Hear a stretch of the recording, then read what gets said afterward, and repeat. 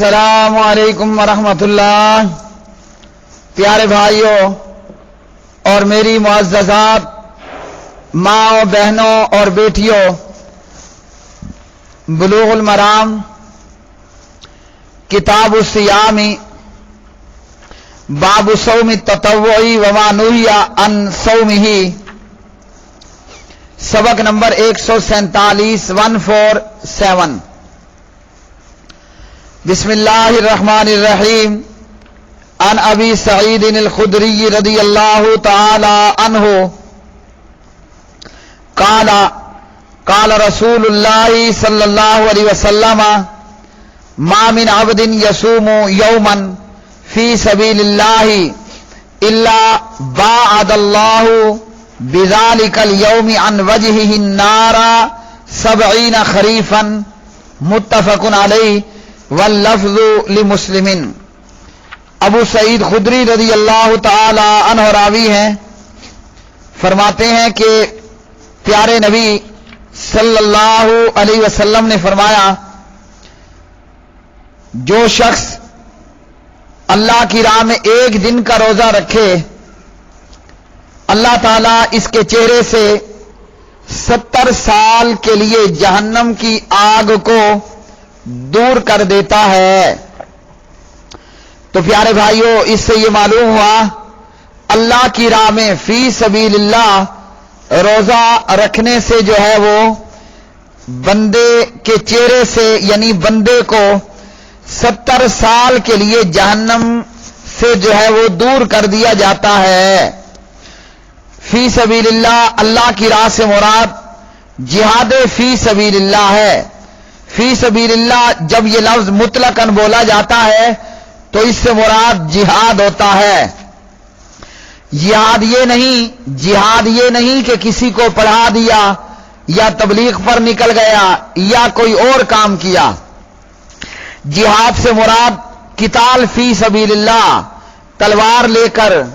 گن لے کر، گولا لے کر، راکٹ لے کر، پسٹل لے کر اللہ کی راہ میں کافروں کے ساتھ لڑائی کرنے والا۔ تو مجاہد کو یہ فضیلت بتائی گئی کہ مجاہد اللہ کی راہ میں یعنی جہاد کے میدانوں میں جب روزہ رکھے گا، اللہ تعالیٰ اس کے چہرے سے یعنی اس کی ذات سے جو ہے وہ جہنم کو 70 سال کے لیے اتنی مسافت پر دور کر دیتا ہے۔ لیکن یاد رکھیے، مجاہد یہ روزہ اس وقت رکھنا منع ہوگا جب مجاہد کو کمزوری ہو اور یہ روزہ جو ہے وہ جہاد پر اثر انداز ہو۔ اگر روزہ رکھنے سے کمزوری نہ آئے تو پھر مجاہد روزہ رکھ سکتا ہے، یا یہ کہ مجاہد میدان جہاد میں ہے اور اس دن میں کسی اٹیک یا حملہ کرنے کا پروگرام نہیں تو وہ روزہ رکھے۔ اس کے علاوہ بھی روزہ رکھ سکتا ہے اگر کمزوری کا ڈر نہ ہو اور مجاہد کے جہاد پر، کافروں کی گردنیں کاٹنے پر اور کافروں کے جوڑ کو توڑنے پر اگر یہ روزہ اثر انداز نہ ہو۔ تو بہرحال مجاہد کے لیے فضیلت کہ وہ راہ جہاد میں روزہ رکھے، اللہ تعالیٰ 70 سال کے لیے جہنم کی آگ کو اس سے دور کر دے گا۔ اگلی حدیث، ان عائشہ رضی اللہ تعالی عنہ قالت کان رسول اللہ صلی اللہ علیہ وسلم یصوم حتی نقول لا یفطر ویفطر حتی نقول لا یصوم وما رأیت رسول اللہ صلی اللہ علیہ وسلم استکمل صیام شہر قط الا رمضان وما رأیته فی شہر اکثر منہ صیاما فی شعبان، متفق علیہ واللفظ لمسلم۔ سیدہ عائشہ صدیقہ طیبہ طاہرہ رضی اللہ تعالی عنہا راویہ ہیں، فرماتی ہیں کہ نبی علیہ الصلوۃ والسلام روزہ رکھتے چلے جاتے تھے، یہاں تک کہ ہم کہتے آپ کبھی افطار نہیں کریں گے، یعنی روزانہ ہی روزہ ہی رکھیں گے، اور پھر آپ روزہ چھوڑ دیتے، یہاں تک کہ ہم کہتے کہ اب آپ روزہ نہیں رکھیں گے۔ عائشہ فرماتی ہیں کہ میں نے نبی علیہ الصلوۃ والسلام کو نہیں دیکھا کہ آپ نے رمضان کے سوا کبھی کسی دوسرے مہینے کے مکمل روزے رکھے ہوں، یعنی صرف رمضان کے روزے مکمل رکھا کرتے تھے 30 یا 29 دن، باقی مہینوں میں کچھ دن روزہ رکھ لیا، کچھ دن روزہ چھوڑ دیا۔ عائشہ فرماتی ہیں اور میں نے نبی علیہ الصلوۃ والسلام کو کسی مہینے میں شعبان سے زیادہ روزے رکھتے ہوئے نہیں دیکھا۔ فرماتی ہیں کہ میں نے آپ کو نہیں دیکھا کہ کسی مہینے میں آپ نے شعبان سے زیادہ روزے رکھے ہوں، یعنی پیارے نبی صلی اللہ علیہ وسلم جو ہے وہ شعبان میں زیادہ روزہ رکھا کرتے تھے۔ اور یاد رکھیے جیسے پیچھے ایک حدیث گزر چکی کہ نبی علیہ الصلوۃ والسلام نے فرمایا کہ مجھے تو میرا رب کھلاتا ہے اور پلاتا ہے، تو پیارے نبی علیہ الصلوۃ والسلام کی یہ خصوصیت اس حدیث سے معلوم ہوا کہ نبی علیہ الصلوۃ والسلام کم و پیش، کم یا زیادہ، تھوڑا یا زیادہ، ہر مہینے میں روزہ رکھتے تھے، کبھی متواتر روزے رکھتے اور کبھی مصروفیات اور مشاغل کی بنا پر کئی دن روزہ چھوڑ بھی دیتے۔ البتہ رمضان کے علاوہ شعبان کے اندر زیادہ روزہ رکھتے۔ اگلی حدیث عن ابی ذر رضی اللہ تعالی عنہ قال امرنا رسول اللہ صلی اللہ علیہ وسلم ان نصوم من الشهر 3 ایام 13 عشرة و14 و15 رواہ النسائی والترمذی وصححہ ابن حبان۔ ابو ذر رضی اللہ عنہ راوی ہیں، فرماتے ہیں کہ نبی علیہ الصلوۃ والسلام نے ہمیں حکم دیا کہ ہم ہر ماہ میں چاند کی 13، چاند کی 14 اور چاند کی 15 تاریخ کو روزہ رکھیں۔ تو اس حدیث سے یہ معلوم ہوا کہ چاند کی 13، 14، 15 کو روزہ رکھنا چاہیے، ایام 20 کے روزے، اور یہ حکم جو ہے وہ بطور استحباب اور بطور افضلیت کے ہے، تو چاہیے یہ کہ چاند کی 13، 14، 15 کے روزے بھی رکھنے چاہیے۔ اگلی حدیث عن ابی ہریرہ رضی اللہ تعالی عنہ ان رسول اللہ صلی اللہ علیہ وسلم قال لا يحل للمرأة ان تصوم وزوجها شاهد الا باذنه، متفق علیہ واللفظ للبخاری۔ زاد ابو داود غیر رمضان۔ ابو ہریرہ رضی اللہ عنہ راوی، نبی علیہ الصلوۃ والسلام نے فرمایا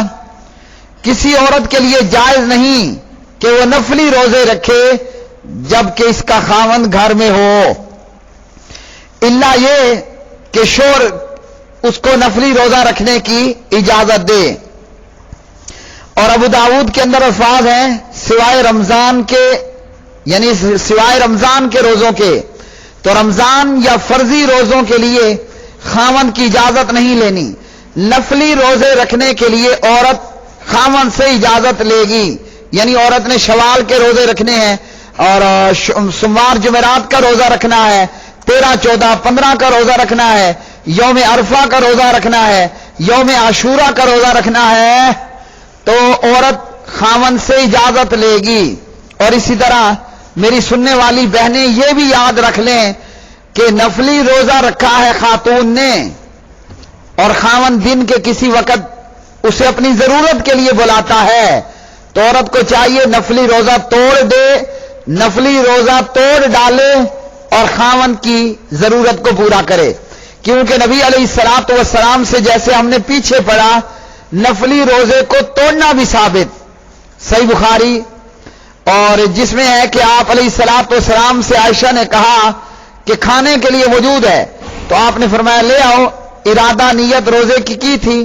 مگر کھا لیتا ہوں۔ تو اس حدیث سے معلوم ہوا عورت کے لیے شوہر کی حقوق کی ادائیگی نفلی روزے پر مقدم ہے۔ نفلی روزہ خاوند کی اجازت کے بغیر رکھنا حرام ہے۔ اگلی حدیث عن ابی سعید الخدری رضی اللہ تعالی عنہ ان رسول اللہ صلی اللہ علیہ وسلم نہا عن صیام یومین یوم الفطر و یوم النحر متفق علیہ۔ نبی علیہ الصلوۃ والسلام نے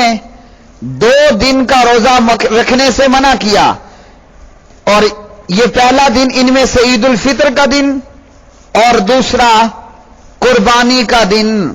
تو ان 2 دنوں میں یعنی عید کے دن میں روزہ رکھنا منع ہے۔ اگلی حدیث عن نبیشۃ الحذلی رضی اللہ تعالی عنہ قال قال رسول اللہ صلی اللہ علیہ وسلم ایام التشریق ایام اکل و شرب و ذکر اللہ عز وجل۔ جناب نبیشہ حذلی رضی اللہ تعالی عنہ راوی ہیں، فرماتے ہیں کہ نبی علیہ السلام نے تشریق کے دنوں کے تعلق سے فرمایا، آپ نے فرمایا کہ تشریق کے دن کھانے پینے اور اللہ کے ذکر کرنے کے دن ہیں۔ تشریق کے دن کھانے پینے اور اللہ رب العالمین کے ذکر کرنے کے دن ہیں۔ ایام تشریق 11 ذی الحجہ، 12 ذی الحجہ اور 13 ذی الحجہ، اور قربانی بھی انہی 3 دنوں میں ہوتی ہے، اور ایک یوم النحر 10 ذی الحجہ۔ تو نبی صلی اللہ علیہ وسلم نے جو ہے وہ 11، 12 اور 13 ایام تشریق کے تعلق سے فرمایا کہ یہ کھانے پینے کے دن ہیں، یعنی ایام تشریق میں بھی روزہ جو ہے وہ نہیں رکھنا۔ تو میرے پیارے بھائیوں، اس سے پہلے کی حدیث میں آپ نے یوم الفطر اور یوم النحر، عید الفطر اور عید الاضحیٰ کے دن روزہ رکھنے سے منع کیا۔ اب یہ مزید 11، 12، 13 ایام تشریق کے دن یہ بھی کھانے پینے اور ذکر اللہ کے دن ہیں، یعنی ان دنوں میں بھی روزہ رکھنا حرام ہے۔ اگلی حدیث عن عائشہ وابن عمر رضی اللہ تعالی عنہم قالا لم یرخص فی ایام التشریق ان یصمنا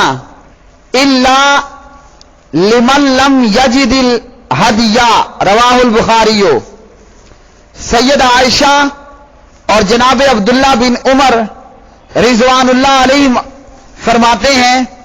کہ ایام تشریق میں روزہ رکھنے کی اجازت نہیں دی گئی سوائے اس شخص کے کہ جسے قربانی کا جانور نہ ملا ہو۔ تو اس سے بھی یہ معلوم ہوا کہ ایام تشریق میں روزہ رکھنے کی اجازت نہیں دی گئی، جیسے پچھلی حدیث میں آیا کہ ایام تشریق کھانے اور پینے کے اور ذکر اللہ کے دن ہیں۔ تو اس حدیث کے اندر عبداللہ بن عمر اور عائشہ فرماتی ہیں کہ ایام تشریق میں روزہ رکھنے کی اجازت نہیں سوائے اس شخص کے لیے جسے قربانی کا جانور نہ ملا ہو۔ اس کے تعلق سے بعض نے کہا کہ یہ روایت حکماً مرفوع ہے، اور بعض نے کہا کہ ممکن ہے عائشہ اور ابن عمر نے سورہ البقرہ کی آیت نمبر 196 سے یہ مسئلہ سمجھا ہو کہ اللہ رب العالمین نے فرمایا فَمَن لَّمْ يَجِدْ فَصِيَامُ ثَلَاثَةَ أَيَّامٍ فِي الْحَجِّ، پھر جو شخص قربانی نہ پائے تو وہ 3 روزے رکھے حج کے دنوں میں۔ یہ حج کے دنوں میں روزے رکھنا اور قربانی نہ پانا یہ کیا ہے؟ جو شخص حج تمتع یا حج قران کرنے والا ہو اور اس کے پاس قربانی نہ ہو تو اس کے لیے ایام تشریق میں روزے رکھنا جائز ہے۔ یہ سلف اور خلف کی اکثریت کا کہنا ہے، اور یہی بات جناب عائشہ اور جناب ابن عمر رضی اللہ تعالی عنہم فرما رہے ہیں۔ تو اس روایت سے معلوم ہوا کہ عائشہ اور ابن عمر نے کہا کہ ایام تشریق میں روزہ رکھنے کی اجازت نہیں دی گئی سوائے حج تمتع کرنے والا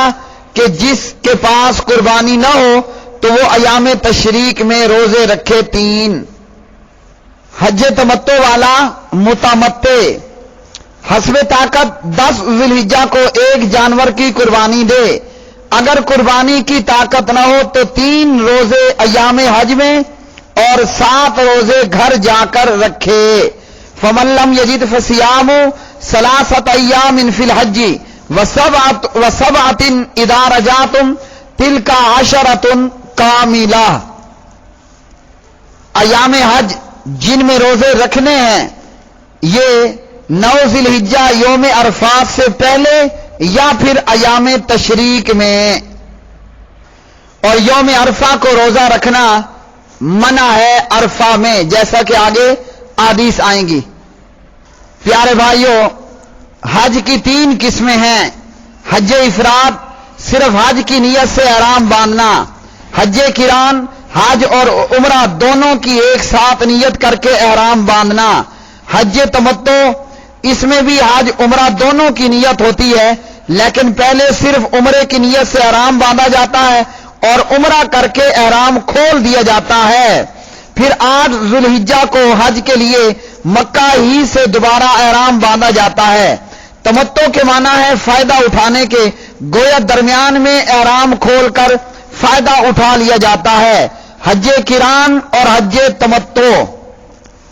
دونوں میں ایک جانور کی قربانی دینی پڑتی ہے، اور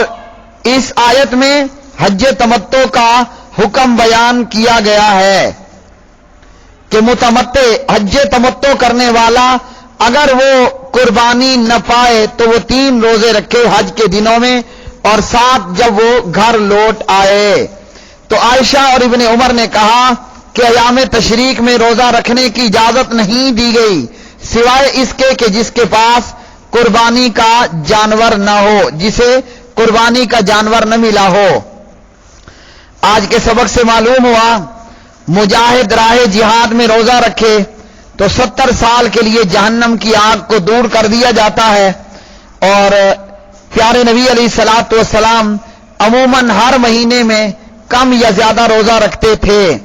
اور اسی طرح عورت نفلی روزہ خاوند کی اجازت کے بغیر نہ رکھے، اور اسی طرح عید الفطر اور عید الاضحیٰ کے دن روزہ رکھنا منع ہے، اور ایام تشریق کے دنوں میں بھی یعنی 11، 12 اور 13 ذی الحجہ کو بھی روزہ نہیں رکھنا۔ وآخر دعوانا ان الحمدللہ رب العالمین۔